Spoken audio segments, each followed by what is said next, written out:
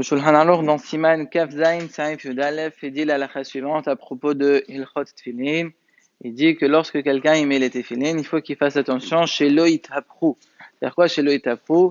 Qu'il ne se retourne pas, que ce soit vraiment la bonne face qui soit visible et pas à l'envers. Le marol de cette halakha, il est dans Maseret Moed Ratan Daf Kafé. Là-bas, l'Agmaral raconte une histoire. Quand il est niftar et l'avuna, ils ont voulu l'amener en Eretz-Israël et l'enterrer à Tveria à côté de la Bihya.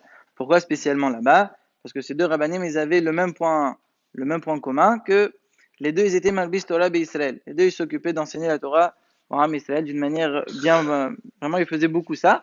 C'est pour cela qu'ils ont voulu les mettre ensemble. Lorsqu'ils sont arrivés à la grotte où il y a la Bihya et ses deux enfants, ils ont dit, il y a une personne qui doit s'occuper pour rentrer dans la grotte et s'occuper de terminer le travail. Qui va le faire, puisqu'il faut quelqu'un vraiment de Raoui, quelqu'un qui est vraiment méritant et qui est apte à ça. Ils ont cherché, à la fin, ils ont trouvé Rabbi Haga. Rabbi Haga, c'était son élève à Ravuna.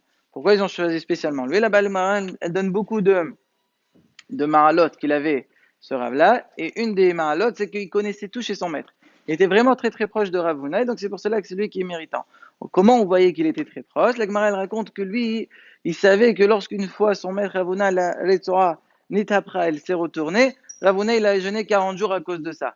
Donc ils ont vu combien il était proche, ils ont décidé que ce soit lui. Et c'est lui qui a terminé, et il a entendu, lorsqu'il est entré dans la grande tout seul avec la mita de Ravuna, il a entendu que, comme il y avait Rabbi Hiya et ses deux enfants, on a parlé d'eux il n'y a pas très longtemps, c'était Hasriya et Yehuda. Et il a entendu que Hasriya a dit à son frère Yehuda, ils étaient niftarim déjà, mais c'est-à-dire il dit à son grand frère Yehuda, il lui dit, jusqu'à quand tu restes allongé comme ça? Tu vois que la mita de Ravuna est en train d'attendre. Tout de suite, il s'est levé. Yehuda, il a laissé la place à, c'était dans l'Agmara tout ça, hein, il a laissé la place à Ravuna. Il a laissé la place à Yehuda. Lorsque Yehuda il s'est levé, c'est marqué qu'il y a eu un Moud Esh qui s'est levé avec lui. C'est des allusions à la Shrina. Tout de suite, Rabbi Haggai, il n'a pas le droit de voir tout ça.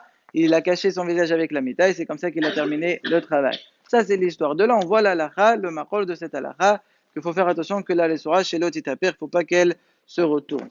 Maintenant, les Geonim d'Anno, si jamais quelqu'un il s'est retourné. Mahadin, est-ce qu'il doit faire comme lui, de jeûner 40 jours? Non, va dire que 40 jours, c'était une hassidoute. Mais la sheila, elle est, est-ce que tous les 40 jours, c'est hassidoute, donc sinon, mais à on ne doit pas jeûner du tout?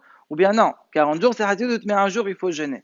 C'est une mahaloch, et la halakha le maaseh, elle est que c'est kedaï meod, c'est vraiment bon si quelqu'un, il peut jeûner un jour. Bon, si c'est difficile, il aura aussi les solutions de racheter le jeûne, etc. Mais attention, ça c'est la précision la plus importante. Tout cet halakha qui dit chez l'otitaper al sora, on parle lorsque la sora elle a été retournée au niveau, par exemple, soit de la tête, soit de la main. Bon, la main, de toute façon, c'est visible, il va l'arranger tout de suite. Mais c'est vrai que ceux de la tête, il peut ne pas s'en apercevoir, c'est lorsqu'il fait ça toute la tfila. À la fin de la tfila, il s'aperçoit que toute la tfila, elle a été retournée. Mais si jamais c'est que quelques secondes, au début, il les a mis, il les a pas bien mis, mais après, il y a quelqu'un qui est venu, il lui a dit arrange-les, ou bien lui-même, il s'en est aperçu. Sur ça, disent le Hidad dans Belke Yosef et le prix Megadim, que sur ça, il n'y a même pas Midat Hasidut de jeûner, même un seul jour, il n'y a rien du tout, c'est pas grave. Étant donné qu'il les a rangés tout de suite, c'est bon.